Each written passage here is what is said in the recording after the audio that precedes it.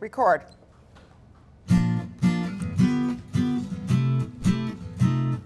Seersucker soup on a hot summer day. Coffee comes back in a nerve-wracking way. The dishes and laundry take the garbage out. What a day, what a day, what a day.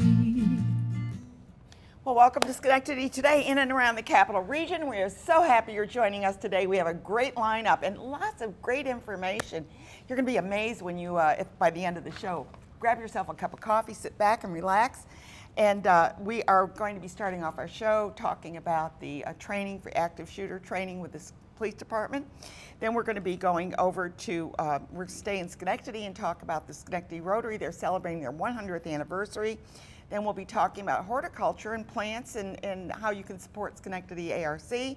And then we're going to go over to Waterford because they've got a great museum and cultural center over there. We want you to go and see some of that the wonderful exhibits and also what a beautiful place they have there.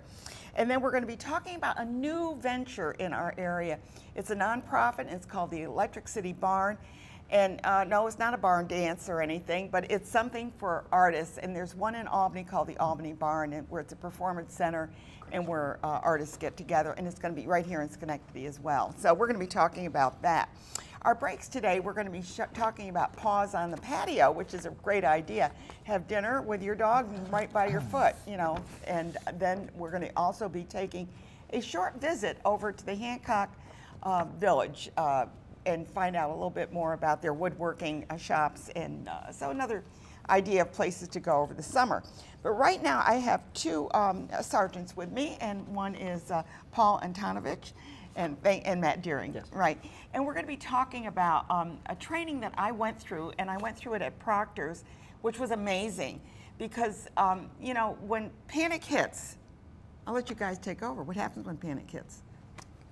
Well, you know, part of what we say in the training is if you haven't thought about, you know, coming up with a plan beforehand, there's certain physiological things that happens to your fight or flight body. Yeah, and you might not necessarily come up with, you know, the best plan if you hadn't kind of figured one out in advance. Thought about it. Right. And after I took the training with you, the first thing I did, and the crew here will tell you, because we were filming downstairs, I said, the first thing we have to do is, what is our egress? I mean, how are we going to get out of here? Because we can't go up the stairs and go into the lobby where everybody else is going to be. We have to find out, are there other exits? And we did. We found them, and everybody was aware of them. So that helped us to think about that. Mm-hmm. So that's what you're trying to do, right? Yeah, one of the things, you know, we point out throughout the training is it can be just as simple as looking for those exits or looking for those windows, or, you know, just keeping an eye on what's going on around you. Just basically being aware of your surroundings is a great first step to start any process or plan you may need to do. And so would you, I mean, because we all go to events like summer events. Right. And we go to the theater, and not just Proctor's, but the Palace, and it could be one in New York City, wherever. So the first thing, what would you do if a person's going in?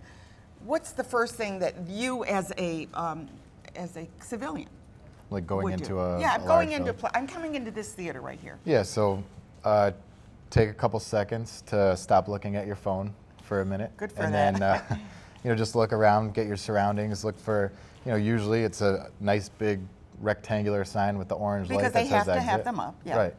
And just try to pick out as many of those as you can, and then it doesn't necessarily always have to be your traditional exit. It could be a window, it could be something else. So, you know, if an emergency happens and you need to get out of there, have in your head, these are the different places where I can go. Now, we talk about active shooter, but I know that one of the illustrations that you gave, or I don't know what you or whoever gave the presentation, talked about was a fire that occurred. Right. And it was a fire where many people were killed or died, smoke inhalation or flames or whatever.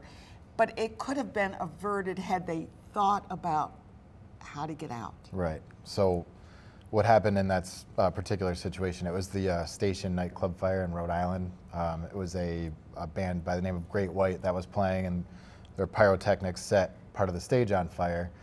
And what happens is, we talk about in the training how we kind of refer to your way of thinking and human brain. How did and I lizard. come in? Yeah. Right.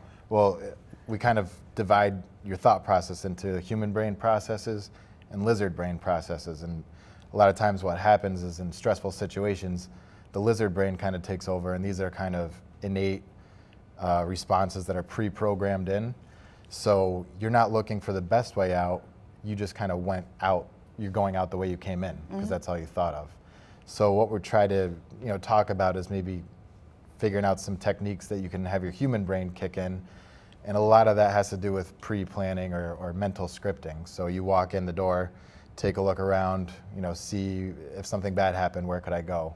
And just that thought process, even if it's just a couple seconds, is going to allow you to access that information a lot more quickly when something terrible happens and you're stuck in it.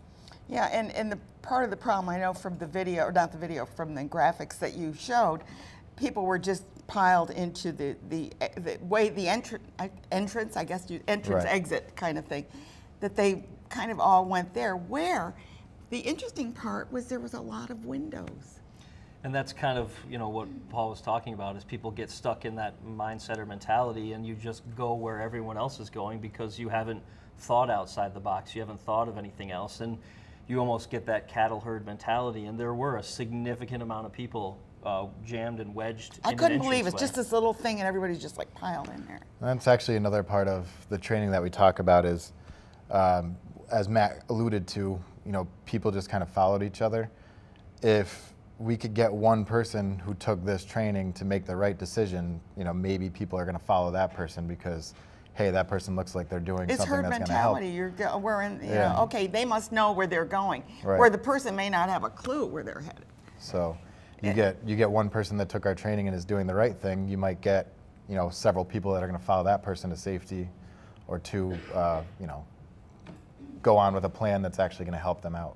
Now, I know that we can't do the entire training here, although I would love to do it so that everybody was aware of it. But there's three things that you talk about, like hiding or attacking. Let's talk about that. Because in an active shooter, somebody comes into, suppose, and I'm not advocating this, somebody walks in the room right now. We're all sitting here.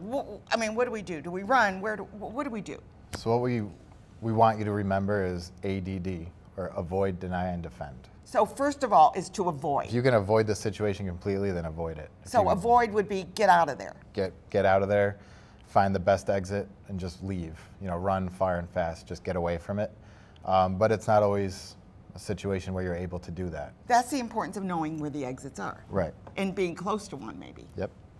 And then So first is to avoid. right, and that brings us to deny, which what we mean by deny is to deny access to your location. So if you're in a room where you can shut the doors, barricade, put heavy furniture, or whatever the case may be, if you could lock it. We talk in the training about some different ways where you could use belts or Oh yeah, and that was door interesting. jams, Yeah. to kind of keep a door from being opened easily. So we want to deny access to our location, but we don't want to Put stop a copy there. machine, anything Yeah, by the whatever door. you can. But we don't want to stop there. Not only are we denying access to our location, but we're going back to the avoid part. Is there a secondary exit that we can kind of utilize? Because this is the primary one. We've barricaded that. Now we need to look for another way out. And then, last but not least, or worst case scenario is defend. So if you're right there when it all happens, and unfortunately, And you can't get anywhere Yeah. else, what do? You don't can't go submit anywhere. at this point. you can't deny your location because they're already there, then you have to defend yourself. And so we talk about, if there's multiple people in the room, everybody attack at the same time, it's more than likely somebody's going to get hurt, but you have a higher percentage or a higher chance of being successful if multiple people go and commit At to one it time, and if there's attack. only one person, Yeah. you ought to be able to, even if they have a gun with them. Right. I mean, they can only shoot one. I mean, unless they got these assault rifles. What's with that? Oh my God! I mean, still, they might be able to fire bullets a little bit faster or at a higher power, but you're still only able to point it at one person at a time. Yeah. So, if you can sneak up on them or get the drop on them or be near a door so that you can kind of surprise them when they get in. But we talk about, not fighting fair either. Go for eyes, throat, groin. Gouging, anything to use stop fire the person. extinguishers, anything you could use to, hot coffee, whatever you can think of to throw at them or disorient them. And it's interesting because, growing up, you think you don't want to hurt anybody, you don't want to make them mad. It's like, no, this is where you really want to go for the juggler, so to speak. Right. You really have to commit to it. Yeah. And that's, in a nutshell, it's what we teach, but there's a lot more to it. So, like you said, we can't do the whole thing because it's a 2-hour-long presentation. Right, right. And I know that when you showed about one school shooting that occurred, I think you showed that how they went from room to room to assault whoever was in that room, but the one that were safe were the ones that laid down on the floor and did things that were I don't think anyone was hurt in that last room. Yeah, it's the Virginia Tech school shooting, and they took some of what we're teaching, some of those mottos of avoid, deny, defending, and especially denying for those individuals, whether it was putting desks in front of the doors or barricading themselves against objects to keep the door from being opened. And you can see in the statistics from that the amount decrease in kind of people that were shot and injured as they had time and time to react and barricade the door and take steps to either jump out the window or do some things along those lines. So, we kind of preach in this thing, we want action. You mentioned fight or flight earlier, but statistics show, and as we study more and more of these events, what happens in the overwhelming majority of the time is freeze. And that's not a good thing. You become immobile. You go, and it's interesting. Where was it? Oh, it was just recently.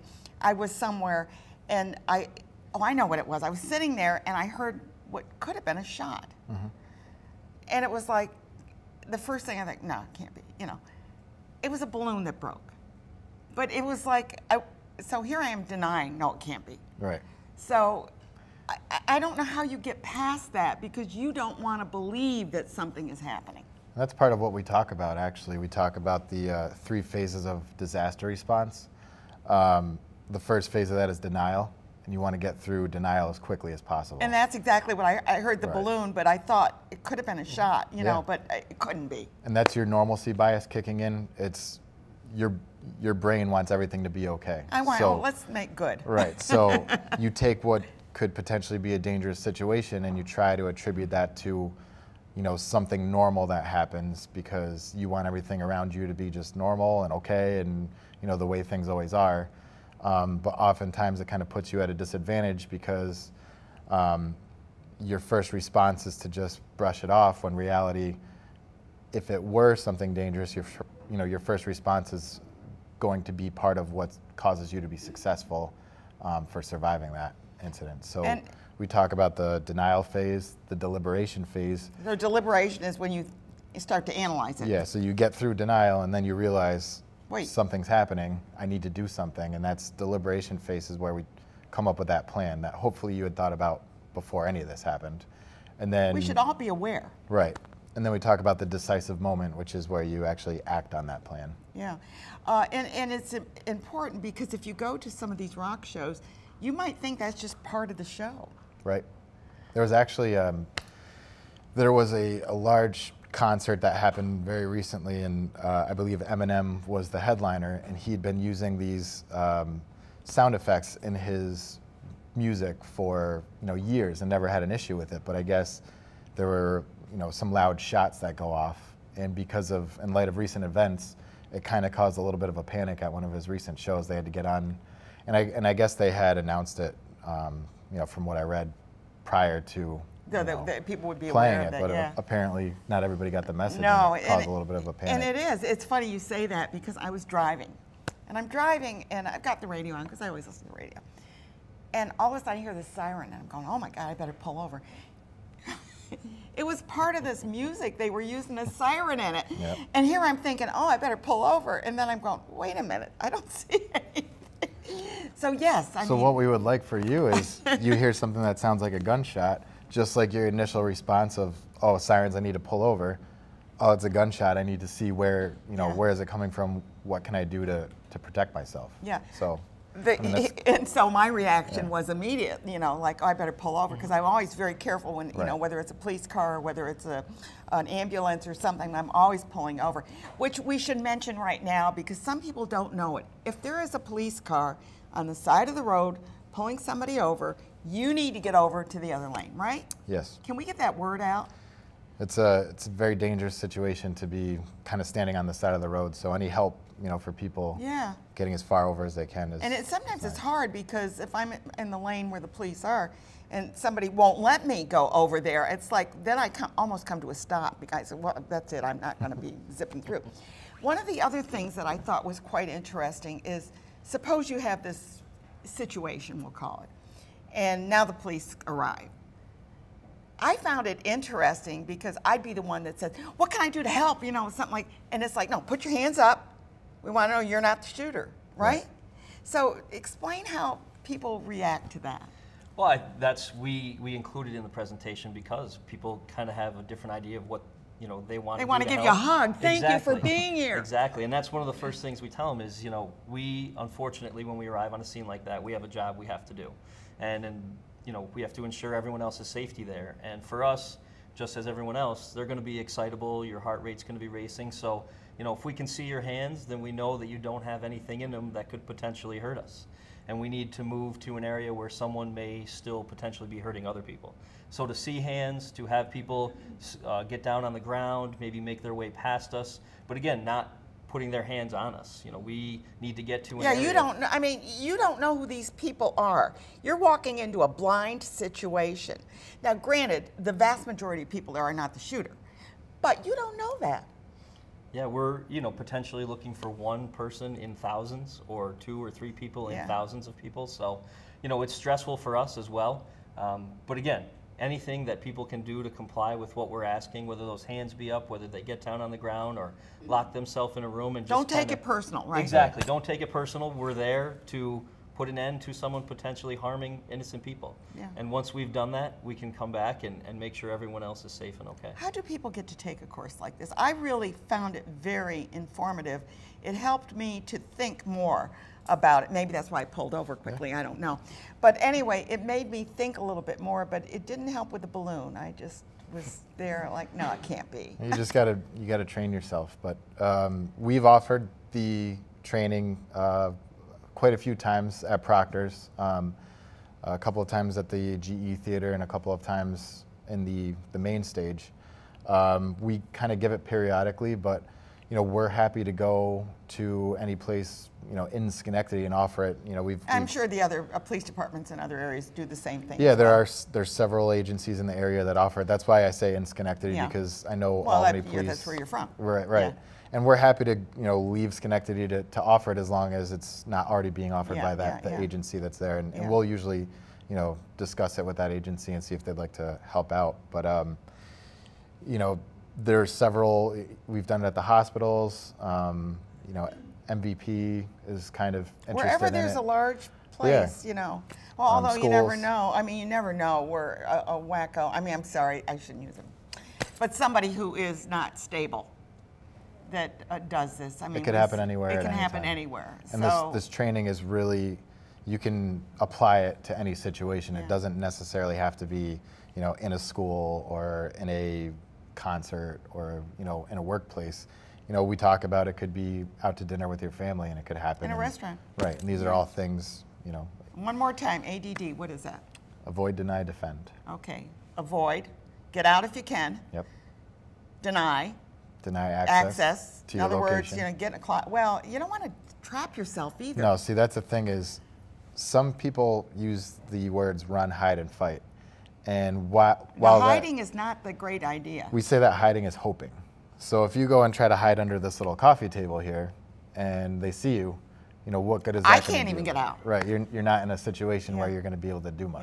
Yeah. So, although hiding isn't necessarily the worst possible thing you could do, we prefer to say deny because we want them denied access from your location, but we don't want you to just sit there and hope. We want you, while you're denying access, to look for some other place to avoid. Yeah, because if you hide and you're trapped. So thank you both for being here. Thanks for I having hope us. that you've got a lot of people interested in how to protect themselves and perhaps the people they're with. And I appreciate Matt and Paul for being here today. It's been a delight to speak with you here.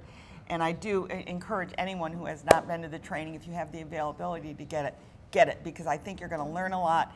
Some of it is a little disturbing, but it's something that you need to know in this day and age. We're living in a different society. So thank you both for your service and for helping to protect us. Thank you. We're going to take a quick break, and we're going to be talking about Paws on the Patio. When we come back, we're going to be talking about the Schenectady Rotary. Stay tuned.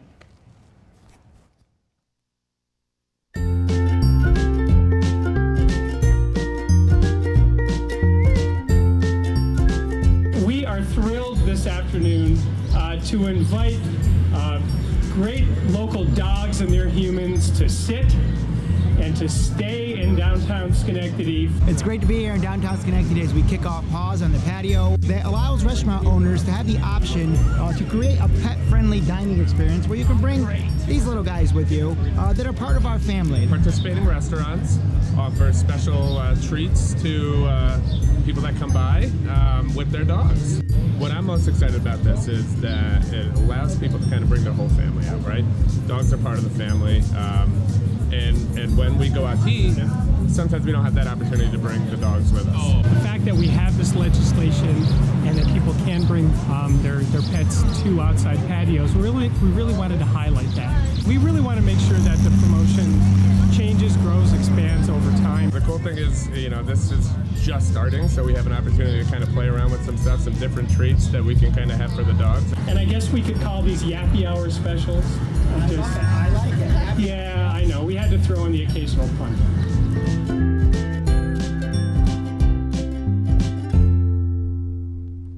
Wow, I love Paws on the Patio. I love to have a dog around me anyway. But anyway, I don't have a dog now, but I borrow dogs. So that's always fun. But right now I have Deneen Palmentier. She's the president of the Schenectady Rotary. And Curtis, you're with me, and you're a brand new member, I understand. Yes, I am. Eatman is your name? Yep. Yeah, good. So thank you both for being here. And we're talking basically about 100 years of service. So tell us what the Rotary does and why people should join it. Well, Rotary has been around 1918, right? We're really excited that we have this amazing history and this amazing following and this amazing spirit of giving back to the community. That is your motto. It is our motto, right? Giving back. And our members come from all businesses, right? All influences. We have teachers, doctors, lawyers, everyone. The main thing is like-mindedness, right? Giving back to the community. And we do that through a lot of volunteering, right? We have some photos that we volunteer for Habitat, we volunteer for Salvation Army. We have regular things that we do all the time. We have an Applebee's breakfast where we as members pay, and then we give all the tickets to the Salvation Army to bring their children before church on a Sunday. Nice. So we're always trying to find ways to continue to give back, and we have a new mentorship program that we're just getting involved in that Curtis is leading on. Yes, it's an opportunity to give back to young kids and to young students who can use a lot of opportunities to be mentored. So we provide mentorship, we provide clothes, we provide resources for them. When you say mentorship, usually you mentor for something. Yeah. What are you mentoring for? We usually give professional help, okay. assistance in how to move forward to the next level, how to go to college, how to interview. Oh, good. how to Yeah, prepare that's for great. Great. Yeah. Prepare for a job. It's kind of future. It's for future. Yep, for yeah. future preparation. So that's what we're doing. And how do you choose the people that you mentor? Is it through the schools or recommendations? This is through the Steinmetz Leadership Academy at the Career Center. We've been renovating a room that would house, our clothing that we do, professional clothing, and then we have a separate room that is for our mentors to come in, and they've had a lot of mentorship opportunities. Yes, they have. And Curtis has been very integral in that mentorship and bringing individuals in to talk to them about differing careers, right? Yes. Not just professional, what we consider professional, the going to college for 4 years, but also those careers that are, you need hands-on. Exactly. Yes. And the idea, and I'm a college graduate, so it's not, there's nothing wrong with college. I'm not saying it, because I love college. But the fact is, not everybody is college bound, whether it's financial, or there's many reasons why people, they're maybe helping to support the family, whatever it is. They may have all the capabilities, but it just isn't going to happen. But there are so many jobs in this area that are hands-on. They're jobs that need to be done, and they aren't going to be exported. Well, and they're good jobs. There are a lot of contracting jobs, you know. Exactly. Trying to find somebody to seal my driveway was, you know, an act of going through the thing. I'm on a waiting list 3 times, right? To find someone. Or painting, or, you know, an electrician. And there's great programs to train through the labor department. And one of the things I do want to touch about is that, you know, mentorship doesn't simply encompass professional jobs or, you know, preparing for that future, but also talks about, you know, just having someone to talk to about day-to-day life, about day-to-day experience. You don't even know what their lives are like. Right, and part of this is touching for me is because I come from, you know, humble beginnings, and so I had a mentor for me as a kid. So you appreciate it, right? I definitely appreciate it, and I definitely understand the importance of what a mentor does in the lives of particular students, particularly young students. And it may be quite often that they are more comfortable speaking with a mentor than they would be speaking with a family member or anyone else, because they can pour their, it's like sitting on a plane. You can tell the person next to you your whole story, right? And you know you'll never see them again, right? And then you find out they're your brother-in-law's sister or something like that. Yes, I'm hoping that hasn't happened. So what have you been doing to celebrate your 100th? So we have been doing a lot of things besides giving back, but we had a major celebration at the Stockade Inn. We meet at the Stockade Inn every Thursday at noon. And so people can join you. Everyone can join us. It is an open forum. We love to have people join us. This week we're inducting 3 new members, but every week we meet at noon. And so we had our celebration at the Stockade Inn, and it was very, it was a barbecue. Right, come as you are. We had an entire day of service giving back to the community. Oh, wonderful. We did a lot of, through our district, right? It was a lot of district volunteers, but we worked at the Salvation Army cleaning out a storage shed. They did the Val Park cleanup, right, which is something that we're very, very near and dear to us. Right. We want to make sure that people have a safe place to go and that it's clean.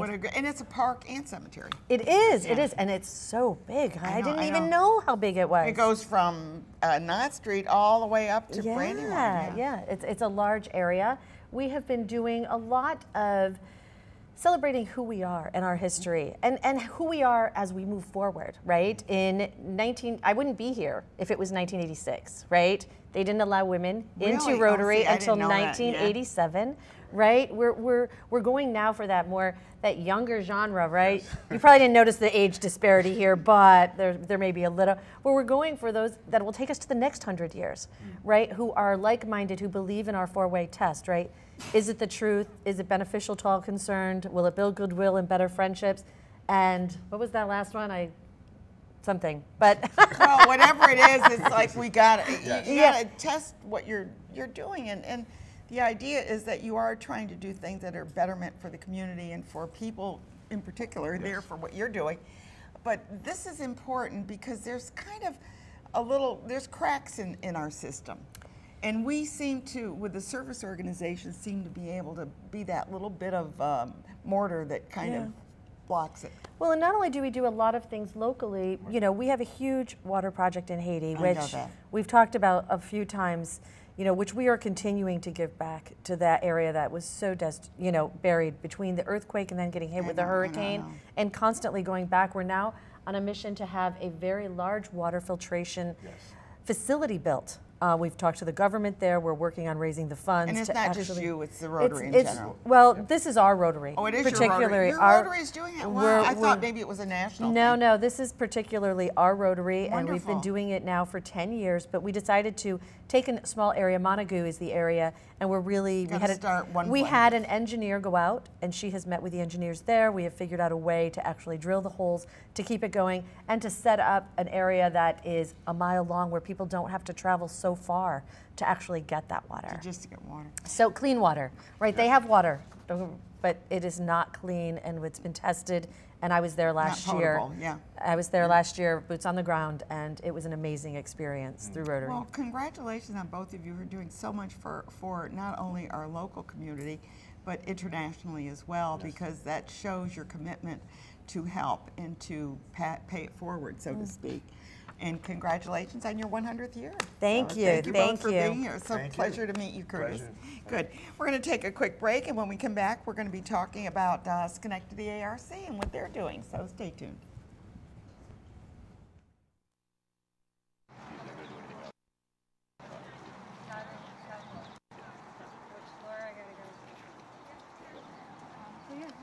This is the woodworking shop. Originally, this shop was built as a cider press. And the remnants of the cider press are downstairs. You can see right here is a post. It's pretty good size. There's one here, and 2 metal plates. These were the frames for the cider press. And these were the augers to actually compress the apples to make the cider. In about 1935, the building was renovated somewhat and made into a tannery.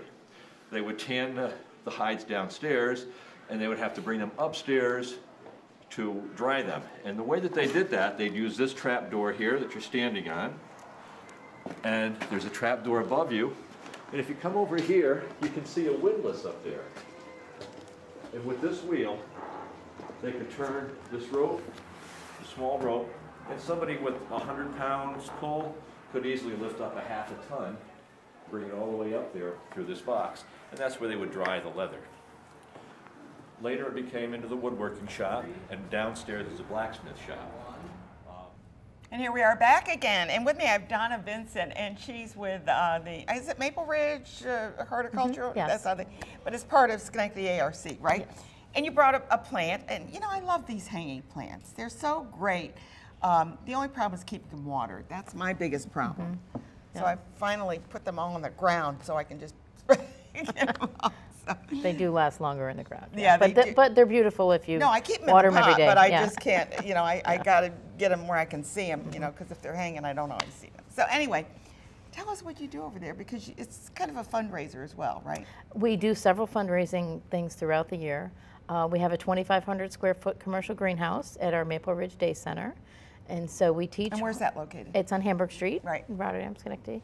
And we teach individuals with disabilities about horticulture. They learn planting, gardening, flower arranging, you know, taking care of and growing all these plants that we sell. And it could lead to positions, right? It could lead to a paid position, yes. We have some of the fundraising opportunities that we do. We grow these beautiful hanging baskets. I love these. And we also have patio pots and herb pots, and we do a fundraiser with the Rotary for Mother's Day. Oh, there's the Rotary. So the Rotary is just here. And we also do a fundraiser with the Rotary in December, where they take pre-orders for our holiday centerpieces. Oh, nice. And then they make a little and we make a little. So your clients actually put these together. The people that, the growing aspect of producing our plants, everybody helps with. We have all different arms of the ARC. They all different groups that come over on a weekly basis, and they may work for an hour or 2 hours, and they'll help doing the transplanting, planting the seeds, putting them in the pots, doing the fertilizing. Are these year-round greenhouses? It is year-round, yes. Okay, so it's heated and And then we teach floral design with donated flowers from a couple of our local funeral directors. And so the people that we can see, yes, because I mean the flowers are there for a service, and then they get thrown out. So they bring them to us. We get to teach people how to use those flowers to create beautiful arrangements. And then when we see someone that has the eye and can do it well, they can then work into a paid position. So we have in December and November, when we sell our Thanksgiving and holiday arrangements, we have people that create these with me, with our direction, and then they get paid for doing them. So these are people that you can see that can do it. You created an industry. Yes, and we also have a new program that's a couple years old now, where we're doing event flowers. And so if someone's, last week it was the chamber luncheon, so we did 25 arrangements for them. Or and then they pay you for them. They pay them for us, and then our people that help with them, they get paid for helping. That's wonderful. And we did dinner at the SCCC this spring. So that's another event that we do.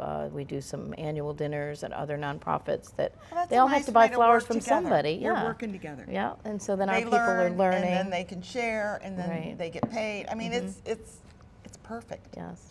Yeah. Yes. So do you do any like vegetable plants or things like that? We do. We have about 500 square foot of raised bed accessible gardens at our Maple Ridge Center. So we grow all the vegetables from seed, and we the people help and plant them and water them and care for them. And then when it's harvest time, July, August, whatever, people can go out and pick what they want. They can take them home to their family, or if they live in one of our group homes. Everything we produce goes to other people that we serve. So we have 21 group homes. All the vegetables gets distributors.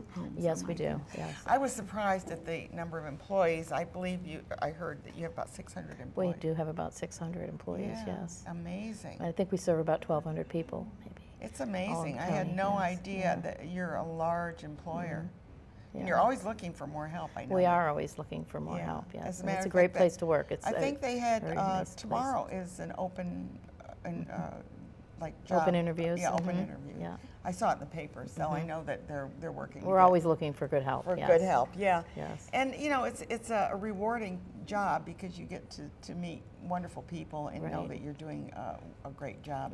Even a little thing makes a difference in their life. If somebody's having a bad day, come on in the cooler with me. Let's see what flowers we have. You can pick what you want, and you just turned their day around because they were unhappy, and then they get to pick something, and that's nice to. Their day. Yeah, right. So Donna, how long have you been doing this? I've been at the ARC 10 years now. Okay. So, and I've worked in the industry my entire working career, 40 years. How long have you been working in the floral, or not floral, but horticulture? Since college. Really? So 40 years, yeah. And what did you do before that? Before this? Yeah. For the ARC, I had my own flower shop and greenhouse. Okay, so you have a hands-on experience. Yeah. And then I also worked in Colony at a large nursery when I first got out of college. So you have a lot about marketing a there. good grasp of what needs to be done, so you don't kill all those plants. Right.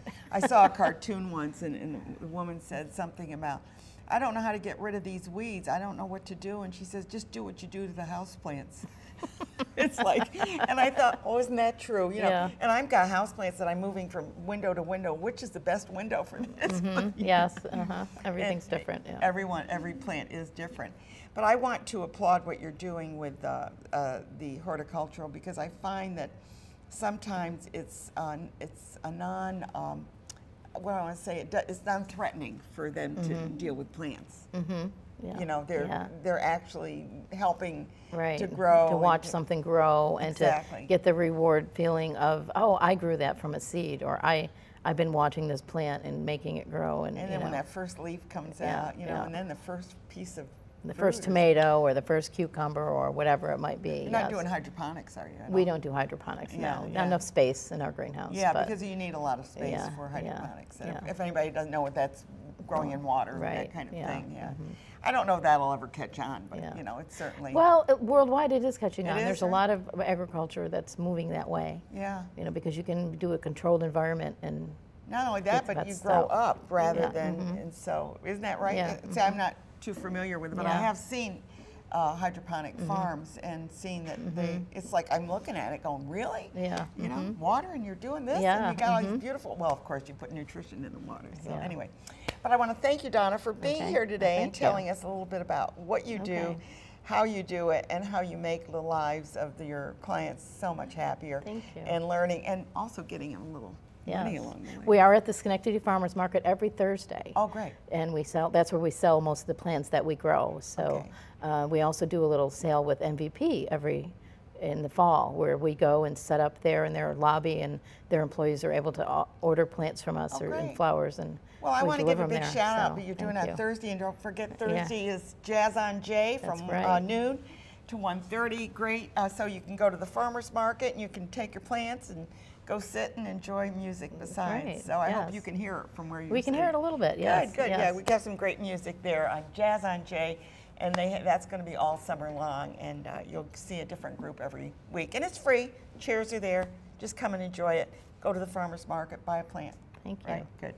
We're going to take a quick break, and when we come back, we're going to be talking about the Waterford Museum. And meanwhile, we're looking at the Hancock Village as well. So stay tuned.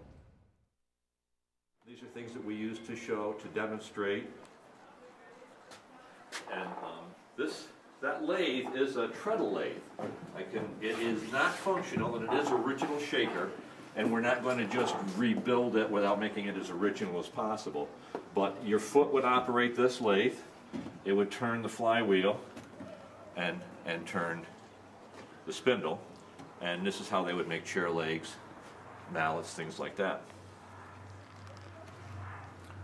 Now, to do it manually, like this, you don't want to take a big square piece of wood and start knocking off all the corners. So you would want to try to knock the wood down to make it roughly round, to make it easy as possible for turning on there. So to do that, let me grab a couple tools here. Spending all the time and energy to round it off on the lathe, you would take and start to round it off on here. And you could actually get your piece of wood fairly round. Well, that's Jack Stefik. I happen to know him personally, and he is quite a woodworker. But right now we're talking about Waterford because you have a cultural center and a museum. Anastasia, tell us a little bit about what you do there. And I know you're only open for part of the season, is that correct? Yep, we're open until October 28th, and Right. we are actually in a great spot for you to come and learn the history of Waterford because we are located, our building itself is the home of a man who was very important to Waterford's history and development, and you can actually walk right down onto the history because we have the old Champlain Canal Trail. So there's water nearby. There's water right nearby. You can't access it by boat, but you can definitely walk the Champlain Trail. So if you're at the Port of Waterford, nice, you can yeah. walk right on there, and I've had visitors come in and, you know, when it's a nice day out, it's a great addition.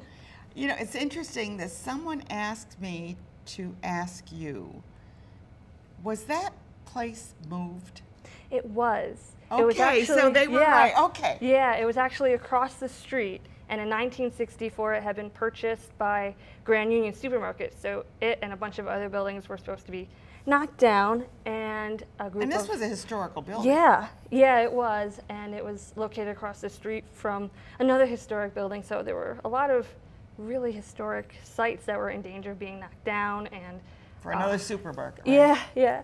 But a bunch of local citizens were able to raise the funds to purchase it and then pick it up and move it across the street between the buildings that were already there. So it's saved and it's Yep. part of your cultural center and museum. And we as have well. exhibits where it shows the pictures of it squeezing through so slowly to get to its spot. So it Well, when you move a house, it's got, you got to do it right. Mm-hmm. You don't want to lose any of those, bearing walls. Yeah, really. Good. So what would someone find by coming to Waterford Museum? What is your focus? Is it the water? Is it the history of Waterford? What is it? It's a little bit of everything that you could find in Waterford. We have our permanent exhibit, which tells from the very beginning. We've got pictures up there too, I think. Yep. Oh, there's the Champlain Canal Trail, so you can see where that is. And when you come in, you have our temporary exhibit. So right now we have Water and War. So it talks about the centennial of World War I. And you can see in those pictures there, we have a World War I exhibit and an 1876 uniform for the centennial celebrations. Yep. And we have an audio tour, which is a really neat feature. That's really great. I love audio tours. Yeah.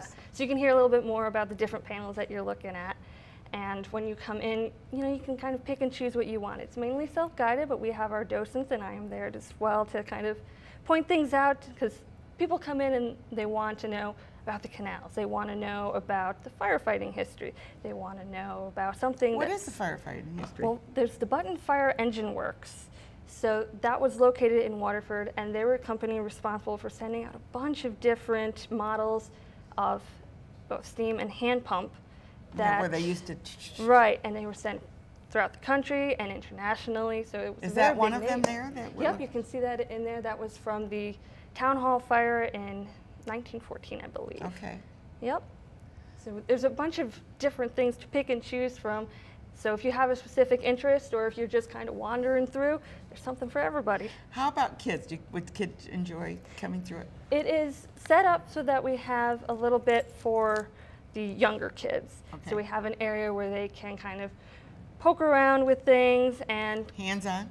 Yep, we have Waterford Sudoku, so you can play around with trying Okay. to get the different symbols, and then what do these symbols mean? Because we have the town, the village, we have Sal the mule. So there's a bunch of stuff for kids to enjoy Sal too. the Mule. Now, didn't that come from a song? That did. It came from the Erie Canal song. Yeah, I got it. Yep. Got a down. mule and her name is Sal. 15 miles on the Erie Canal. Yep, yep. Yeah, oh my gosh. I almost forgot that till he said Sal. I go, oh yeah, I remember that, yeah. And what people don't realize when you talk about the canal, it wasn't huge. No. Because they had to have horses on each side to pull, right? Right, it was a pretty narrow channel, and then it got bigger and bigger, and then we have the barge canal, which is now the New York State Canal System, which is also celebrating its centennial. Wow. So the current exhibit kind of ties that in together because there was history connection between World War I. Now, what are we looking at here? This looks like that is from our Canalways educational program. That was earlier in May, and students get to take a ride through Lock 2, so they can kind of see how a lock how the operates. Water moves up and down, and it's a way of getting from one water level to another. Right, we like to use the term water elevator to tie and make it so that it's very accessible, that they can understand why the canal is important, why is it used today. So it's a fun way to get a really hands-on experience. Is it free to go through the canals if you have a boat, or do they pay? I think the Canal Corporation handles that, but I believe it is still free for recreation. So. Yeah, yeah. And because I went through it in like a rowboat. Yeah. Which was so funny. funny. You can kayak through it too. Yeah, and you kind of hold on to the sides, you know, and work your way down. It's an experience if you've never been in a boat doing that. It's rather interesting to do, and it does give you a really weird feeling when you're, you know, the levels change, but it's wonderful. And if you're not in a boat, just go and watch them because there's so many locks that we have. How many locks do you have in your area? The Waterford flight has 5 locks. 5 locks, that's what I thought. So that you can actually go through 5 levels. Wow. Yeah. That's incredible. Yep, and then you go right onto the Mohawk River. Yeah. So if you want to learn more about Waterford and you want to learn more about the museum, you want to take a look at the Champlain and just get out there and get a feel for what we have here. And it's a great spot. It's got a whole lot of history and it's ongoing, so there's plenty of stuff to see. And I've said this before, we live in such a blessed area because we have theater, we have music, we have the arts, we have the natural resources, we have the river, we have the locks. There's so much. You can do a staycation. Yeah. Stay home and visit some of these places. And like the museum. Where people come and they come to see this. I mean, stay here and see what you have here so that when you have visitors come in from outside the area, you can say, I got the great place for you to see. Yeah, we get visitors local and we get them coming through the locks. So I had people from Germany, the Netherlands, Japan. Puts my foreign language skills to the test. But you know, we can always use our hands. Yeah. Good. We've been speaking with Anastasia Garceau about the Waterford Museum and Cultural Center. If you're looking for a place to go for the summer, for a day trip or just for an afternoon, whatever it is, please take advantage of some of the wonderful places that we have. And we hope to see you at one of them. So thank you so much for being here. We're going to take a quick break, but we're going to be talking about the Electric Sitting Barn coming up, which is such a fantastic idea. I just want to give Kristen a big shout out when I found out what she's doing, and I'm so excited. So stay tuned. Every woodworker, probably most farmers would have one. Draw a knife and a shaving horse like this, because not only for turning things down, you would use something like this to make trunnel pegs for a building, and that's the type of peg that would be used to hold the building together. I can show you what they look like in this building right here. Here, these are called trunnels, and they actually come from the word tree nail. So that is one of the things that this would be used for. You'd have hundreds of those in a barn like this, and that's the system for putting everything together, the mortise and tenon, and the trunnels like that. Now, the shaving horse, whereas if you were trying to do it with hammer and chisel and saw and everything else, it's a lot easier to make it right on there. So the shaving horse was, in its day, a very valuable tool. That's what was used. Much safer one, and with this. And here we are back again, and I did an interview with Kristen before, and we had such a great time. But I thought it would be appropriate to kind of sit here on our set and talk about the Electric City Barn, your hopes, your plans, when is it opening, who's going to get invited, what's going on. And thank you for coming to Schenectady. Thank you so much for having me. I know the Albany Barn has been very successful. Yeah, it's been a great adventure over the past 12 years to watch this literally develop from a concept out of an old mail crate and just some pamphlets about what we wanted to do.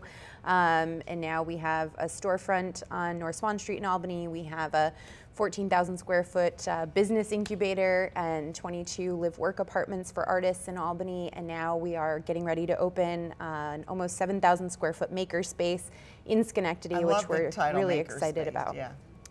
Yeah, so it'll operate a little bit differently because not as big. It is a bit smaller, but also in Albany, it's really more of a business incubator model. So folks come in with an idea or a concept for what it is that they want to accomplish. They have their own privately held studio space that they equip and program however they need to. And we really provide them with technical assistance and business planning assistance. We try to cultivate opportunities for artists to get paid for their creative work, to exhibit work, to perform, all of those types of things. So and people that are artists and are quality artists we're talking about, and it could be a sculpture, it could be wood carvings, it could be whatever the art it is, welding, you know, making things.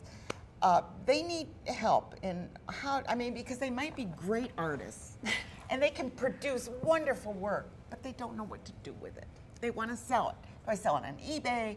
Where can I sell it in a gallery? What do I do? And I think that's what you're trying to do. Yes, so helping people to really understand what the components of their repertoire are. So what are the skills that they have that fall within their creative talents? Are there pieces of that they want to keep just for themselves to fulfill themselves personally and artistically? And then what of that can be turned into revenue to make their career financially viable for themselves? So I always talk about planning backwards, what it is that what's your end goal, and then let's work backwards from there and figure out what the steps are. Right. And then we leverage our connections with the business community, with local government. So you have the tools, and you have a little arsenal up here that you could kind of start pulling this down and that down for this specific person. Is that right? Yes. Well, we've been advocating, you know, on behalf of artists for a long time and saying that, you know, the creative class is an important component to community development, to creating livable cities where people are attracted and want to come, and as importantly, want to stay. We have all these great, you know, educational institutions, and we don't want people graduating from there and thinking there's no opportunity for them here in the capital region. Yeah. So we've really made a lot of connections and been talking to people about how important it is to engage artists, but also the logistics of how do you engage an artist in your business or in your programming so that you can achieve your mission by bringing in creative elements that might not be something that you're currently offering. And that turns into opportunities for artists, many of whom are freelancers or solo entrepreneurs, to get paid for their creative work. Right, and this isn't like a free place to get in. They have to have a membership, and they have to, I mean, they're not just going to walk in and say, okay, I want some help. I mean, there's a certain amount of expenses that go into what you do. So, sure, but we are really interested in eliminating as many barriers as possible to people accessing what it is that we do. And so the makerspace will have a membership model. There is a sliding scale membership fee. We will have opportunities for people to work to earn their memberships. And then also, we will be having a competitive residency program where you can apply for a residency with a project concept in mind, where you actually can leverage folks from the community and invite them into your project to learn the skills that you have to assist on the completion of this project. And then, you know, that person ends up having a new skill set or an expanded skill set that then they can use either to do their own self-directed work or to go into additional training or education opportunities. It's not exactly competitive, it's actually working together. Even though, you know, you might be competing, everybody has a different style when you're talking about your art. So I know that when I heard your presentation, you had a success story, somebody who was really went from like nothing to bam. So do you want to share some of that? Absolutely. We've had quite a few success stories out of the barn, and everybody's measure of success is different because everybody starts in a different place. But one of the folks that has been not necessarily the most surprising, but just the most sort of enthusiastic champion of what it really means to be an artist in residence at the barn is a woman named Megan Roosh. And Megan came to us. She was working a retail job. She had been a painter her whole life. She has a degree in graphic design and had never quite figured out how she can take her creative skills and turn it into a career for herself. And she was so enthusiastic about the opportunity. She immediately said she wanted to engage youth and be an art instructor. She loves kids. And so we started talking with her about developing a program as a volunteer to teach youth in the neighborhood, and she did that. And then that, simultaneously she was working with other artists in the building to help develop her technical skill around her painting, to start exploring new mediums. And she eventually started getting sort of occasional jobs teaching art through programs that we would develop, like with the library or schools, where she was getting paid to teach. So eventually she ended up going out and looking for a job as a teaching artist, and was hired by a company that provides after-school programming to camps and schools all across the region. These are just like little baby steps. We're moving forward. Absolutely.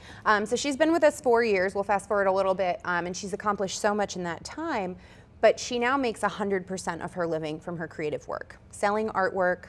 She's massively expanded her her creative repertoire in terms of the work that she's producing. Her technique has improved tremendously from collaborating with other artists.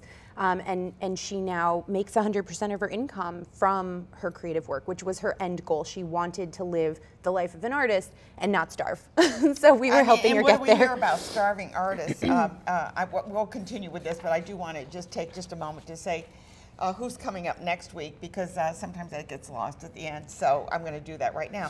We have a great show coming up next week. We're going to be talking about the composting and recycling. They're having a big fair coming up. But we're also highlighting Derek Horton and the J Street Band. That's one of their older photos, but they have a great band, and they're going to be rocking this stage next week. We'll also be talking with about Asteroid Day. We're going to be talking about Music Haven and the equine program, STEP program up in Saratoga. So anyway, we do a lot of stuff here. So anyway. That's great, and I'm listening to your list of guests for next week, and we do so much in collaboration, and so many of the folks that you have mentioned are organizations and people that we either have worked with or are going to be working with once we come to Schenectady. But that's what it's about. Absolutely, there's so much here, but it has lacked maybe a centralizing kind of point, and we really hope to be that hub where people who want to try creative approaches to solving the problems that they're working on, so other not-for-profits or individual creative artists or startup businesses that have a creative bent, we really want them to leverage the makerspace to access other folks who have skills that they might need or similar skill sets or interests, and to build collaborations and to build capacity for themselves. And I have to applaud, because just briefly I'll tell you that I'm on a board, the Electric City Arts and Entertainment Board, and we were looking for a space like that, and actually there's a space I think we looked at on Erie Boulevard to do exactly what you're saying. It was just too much. It was like, oh, how are we going to do this and buy a building and do, it was like, so we had to abandon it. I am so happy that you took the initiative and are doing it. And where are you located? It'll be located at 400 Craig Street in the former Boys and Girls Club, which prior to that was St. Columbus School. And we will be in the building at the end of July and looking at a soft opening towards the end of the summer. Yeah, this is going to be exciting. I'm so happy to have met you, known what you've done over at the Albany Barn. Will you have a performance center as well? There will be a performance space in the building as well. Great. So thank you, Kristen, for being here today. I'm Ann Perillo. You've been watching Schenectady Today in and around the Capital Region. Thank you for watching.